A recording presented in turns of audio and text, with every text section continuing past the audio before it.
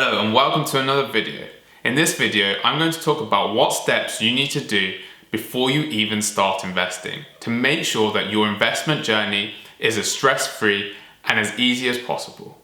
A lot of people want to jump straight into investing without sorting out the basics. So in this video, I'm going to talk to you exactly what steps you need to take before you get to actually buying your first share and getting ready to invest. Before you get going with the video, please make sure you hit that like button and hit that subscribe button so you don't miss out on any further videos. Before you start investing, you need to make one really important decision, and that is the decision to invest. As you're probably watching this video and you've probably searched for something along the lines of getting into investing, then you've probably made that decision already, but that is such a key decision. This will set you up for the future, so you'll be able to put some money away today so that at some future point, you'll be able to pay for things that you've always wanted to. Should that be a house, a car, a holiday, or just living your day-to-day best life. To me, the decision to invest is one of the most important decisions ever.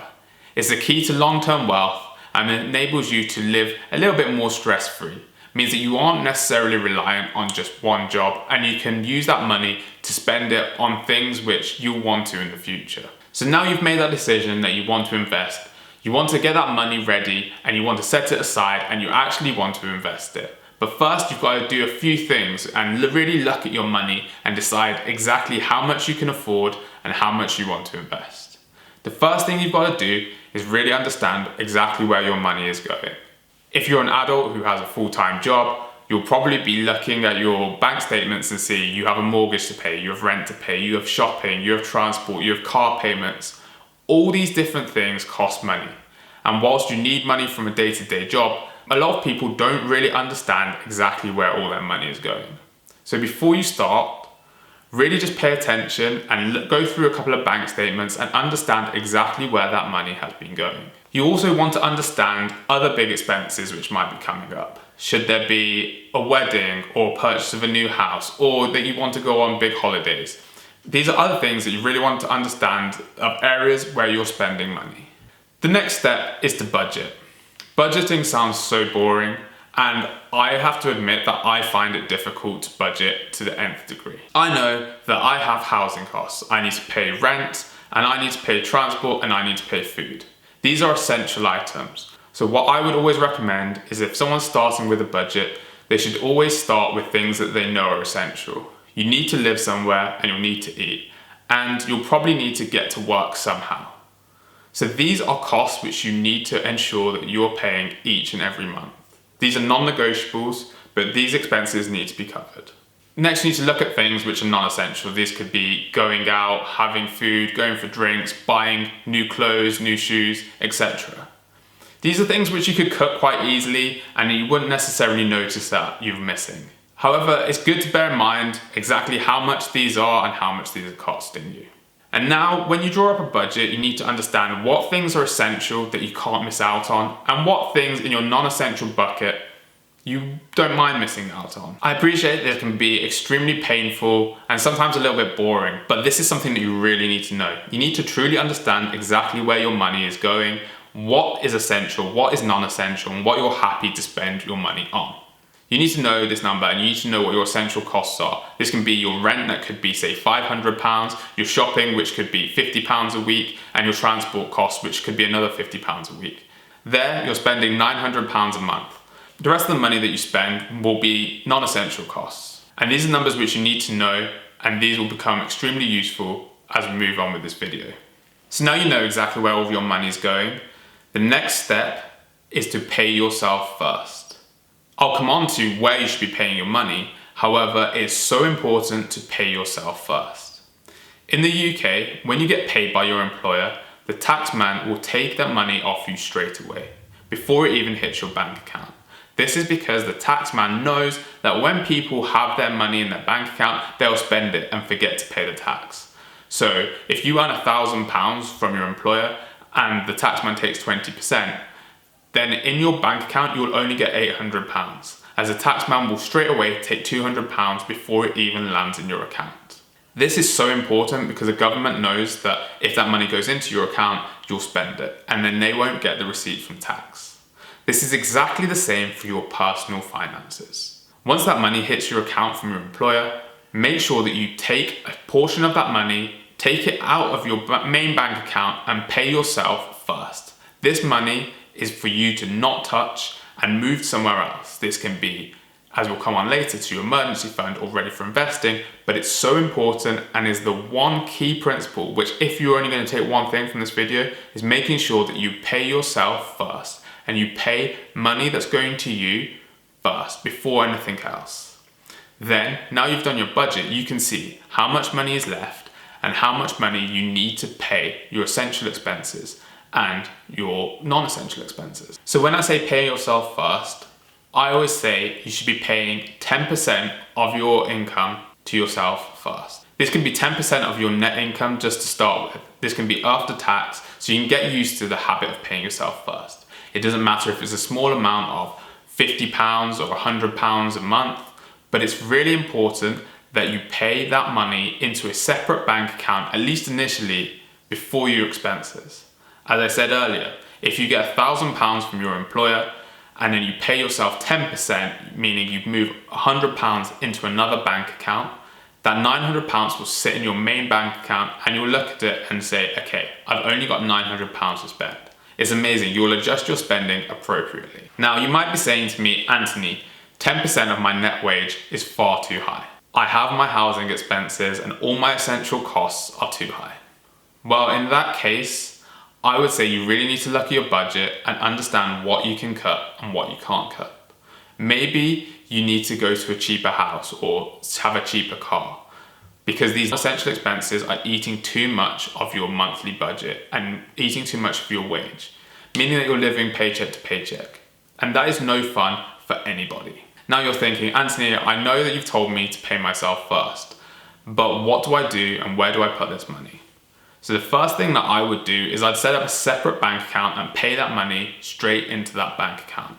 This will separate the money out, meaning that you have money elsewhere. This bank account is going to be so important as this bank account will be called your emergency fund. An emergency fund is incredibly important and everyone should have it before they invest.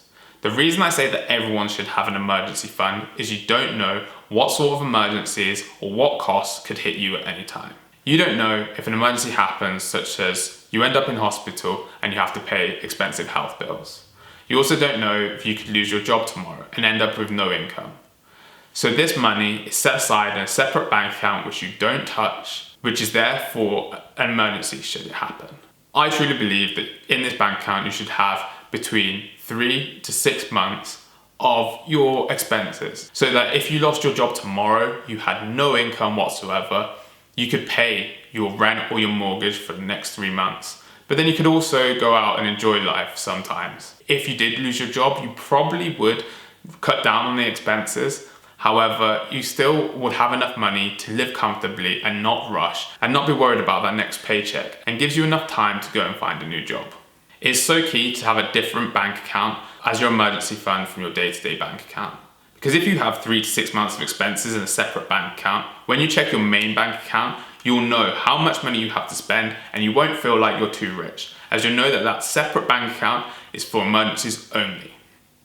Once you have this emergency fund set up and you funded it with 3 to 6 months worth of expenses, then you can move forward. I appreciate a lot of people will be starting out and saying, oh, hold on, Anthony, I can't afford to start an emergency fund. But now you've looked at your budget and you're paying yourself first and you're paying yourself 10% of your net income per month, you can put that straight into an emergency fund. And once you build that up to 3 months of expenses, then you are in a much more comfortable position. Believe me, it is not nice thinking you have no money left and you've tried to invest too early by putting that money out of the door. If you just be patient, put the money into an emergency fund, build up your nest egg so that you're now comfortable to invest, then you invest, it will make investing a hell of a lot easier and a hell of a lot less stressful, thinking that you need to hit a certain return and you need to get that money out for a certain time because, hey, if something really bad happens, you'll have to withdraw that money, which is not good for your investment returns and also is not good for you personally living under that stress. And the final thing that I wanted to highlight is debt. I appreciate there's a lot of people out there who have different amounts of debt. This could be a form of a mortgage, credit card loan, or personal loans. So debt is such a huge sphere, and it's so hard for me to advise anyone on should they pay off their debt or should they not pay off their debt. In general, if you have a high interest account, say the interest is over 4-5%, then you may want to pay off that debt.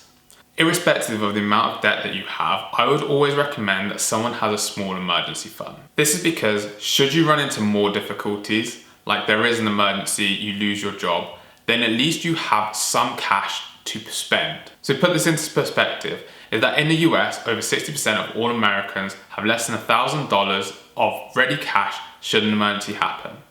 Now, I appreciate if you're in debt, you're thinking, okay, now I need to pay off as much debt as possible.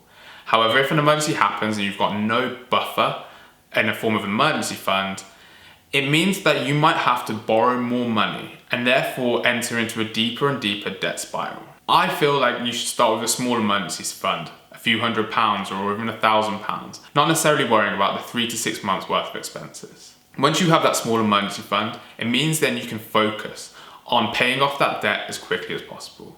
People use different terms and different ways of paying off debt. Some people like to focus on small debt so that they can start clearing off their small debt first, then the next bigger debt and the next bigger debt. And other people just like to focus on the one which is costing the highest interest. That is completely personal preference, but even if you have debt, always think of having an emergency fund. So I hope that this video helps you to get set up before you even think about investing.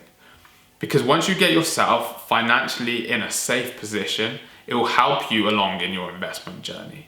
It will enable you to live a little bit more stress-free so that day to day you can spend money a bit more confidently.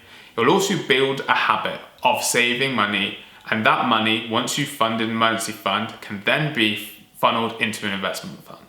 It will also mean that any money that you're putting away for investments will be there for the long term. You won't necessarily be worried about withdrawing that money if expenses get a little bit too high.